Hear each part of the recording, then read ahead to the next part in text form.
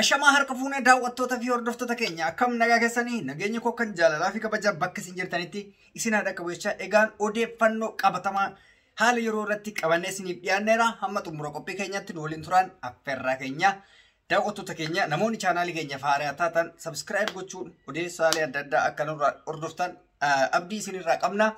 Egaan odeeffannoon biyyi keessa jirtu akkuma isin beektan torbee kana keessa yookaan guyyoota lamaa fi tokko kana keessa biyyi haala keessa jirtu hundi keessanuu quba qabdan jedhee namana.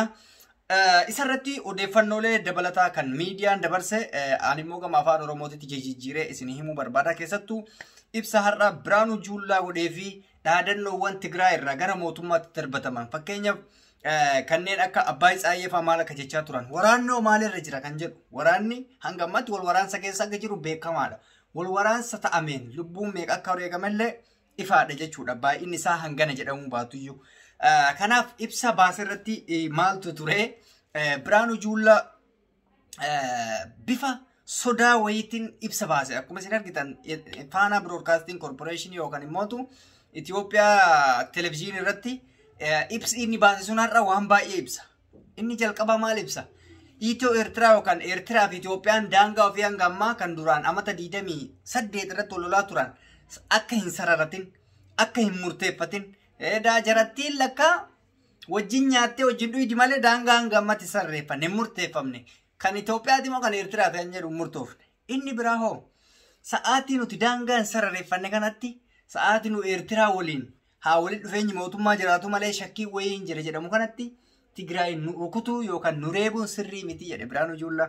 Amma ifa godhe jechuun waa hunda maaliif mootummaan federaalaa akka inni himetti akka waan TPLF yookaan warri wayyaanee kun dhoysaadhaan waraana dhaheetitti akki Biraanuu Juullaa itti immoo lola itti qophaa'ame isaan jarjara godhatanii waliif qaxaranii akka waan dursanii dhaameetitti dubbatamaa jechuudha. Kanaaf waliigalatti wanni jechuu barbaannu maal inni Eertiraa fi Itoophiyaan waliigalteen isin goote Abiyyi Ahmadii fi Isaayyaas Afeworqee shaayii fi buna hojii dhuguudha malee takkaa daangaan isaa raramne afaan isaaniitii bahee jechuudha.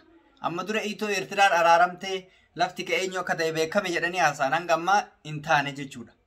Abbaay Tsaayyee maal jedhe jedhan holola ammoo sun holola miidiyaati. Hololli miidiyaa maal jedha? Abbaay Tsaayyee liyyuu haylii Amaaraa guutuun guututti boojinee waan jiruuf killilii Amaaraa yookaan naannoo Amaaraa of jala galchinaa jedheetiin dhaadateedhaan soba inni hin ta'us odoo jedheeyyuu hin ta'us hin yaadamus killilii nama tokko fuute amma Oromiyaa fuudhee Amaara jalan galchoo jedhan ta'a hin danda'amu. Tigree fuudhee Oromoo jalan galchoo jedhee hin danda'amu. Killilii fi killiliin walitti makamu tasallee waraanni fedhe walitti makuu hin danda'u. Akka killiliititti yookaan akka naannoo ofiititti jiraataa falman malee Amaara Tigree jala galchuu jenna sanuu Amaaraaf Tigree walitti gala inumaayyuu bar biyyi tana Itoophiyaan tun akka dhaabbattee hin deemne kan taasise Tigree fi Amaara. Maaliif? Jibbaa hammaa walirraa qaban. Akkuma Oromoo amma dura harma irraa ciraa turan, harka irraa ciraa turan, uummanni Amaaraa yookaan mootummaan Milinik Tigree hundee isii buqqisuuf cafee fixaa ture. Dhumuu didde malee addunyaa kanarraa isaan balleessuuf ture. Siyaasni amma deemamaa jiru siyaasa hamaadha. Siyaasa injifannoo ila wanni isin beekuu qabdan. Lolli kun biyya Itoophiyaa qofa osoo hin taane nama hunda hin miidha baay'isawee wanni isin beekuu qabdan. Biyyi takka gaafa kufte wajjin kuftaatillee Oromoollee ni ilaallata. Dabuubi waa hundaan ilaallata. Lola keessa galaa jechuun miti. Oromoon lola keessa galuun isa ni ilaallatu. Biyyi gaafa kufte garuu diinagdeen gaafa dadhabe atillee hojima dadhabda akkuma biyya Suudaan san. Amma lolli kuni lola xumura hin qabnedha yoo ofii isaaniitti eeyyama isaaniitiin dhaaban malee waraanni waliin injifatu. Har'a sirri mootummaarraa namni kumni yoo wareegame. Borimmootu qaama TPLF irraa namni kumni yoo wareegame nama biraa walitti leenjisaa deeman malee waraanaaf waraanni waliin leenjifatu. Biyyuma kamittuu biyyi waraanan wal injifate hin jiru. Waraana jechuun lola xumura hin qabne agartanii lola geemii xumura hin qabne yoo taphatu jechuudha. Liibiyaa kana fudhadhaa biyyi tun lamaan wal dhoofti mootummaa lamaan bulti. Wal dhoofti hanga har'aa waliin injifanne uummanni bilaashatti dhume. Suudaan hin laala Suudaanii gurraacha ummata jinuuf jedhamu san. Amatta keessatti nama miiliyoona 3 oltu lubbuu dhabe miiliyoona 3 ol wal cafanii jechuudha Zabaakir moo Albaakirii fi mootummaan kun Juba sun. Kanaaf biyyi takka lolaan Imbili soomtus waliin injifattus faayidaa takkan qabdus. Holola miidiyaa irratti odeessan kana immoo ani wanni na jibbisiise guddaan beektaa. Mootummaan kun yoo dhuguma tarkaanfii fudhatu barbaadellee sirriidha aangoo qaba waan ta'eef tarkaanfii barbaachisaa fudhatee nu agarsiisuu qaban. Uummanni Oromoo dandeettii isaa qofa maan irratti argisiisa dhamma kan hubu. Anamma biyyi TPLF dhayaan jedhu akka inni dha'u barbaada. Garuu dandeettiin isaa Oromoo qofa irratti maa ta'e? Uummata kana lafa jala dabarsee yoo dhiira ta'e hunda isaaniitu waraana san harkaa boojii harkaa qabee akka nama biyya hoogganuu tokkotti Geetaachoo Raddaa, Geetaachoo Asaffaa, Dabratsiyoon fa'aa fidee maa Qilinxoon kenne dhiiroo ta'e Jawaariin fa'aa fuudhee Qilinxoo buusanii maa Qilinxoon buusneme nu argisiisu gaafa san dhuguma inni mootummaa jabaadhan.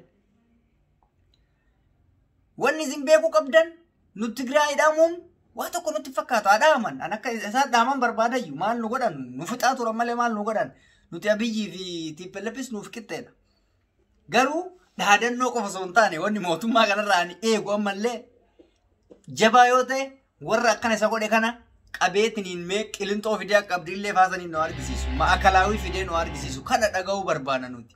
Oromoon kana sirraa eega yoo jabaa taate jechuudha.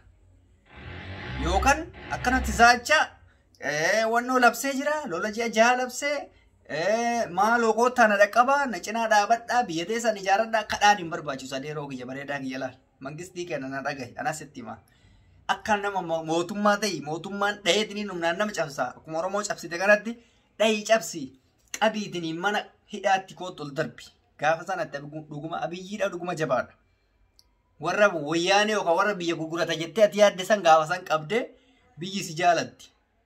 Garuu rakkoon kee Oromoo qofa irratti dandeettiin kee Oromoo irratti alaammiin Oromoo irratti kan ajjeestu Oromoo kamaalii kan hiitu Oromoo qofa si dandeessise rabbi.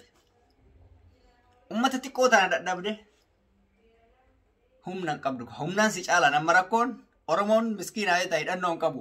Oromoo harka qullaa argattee akka geemititti taphatta garuu jara hoo hidhannoo si harkaa qaban jirri.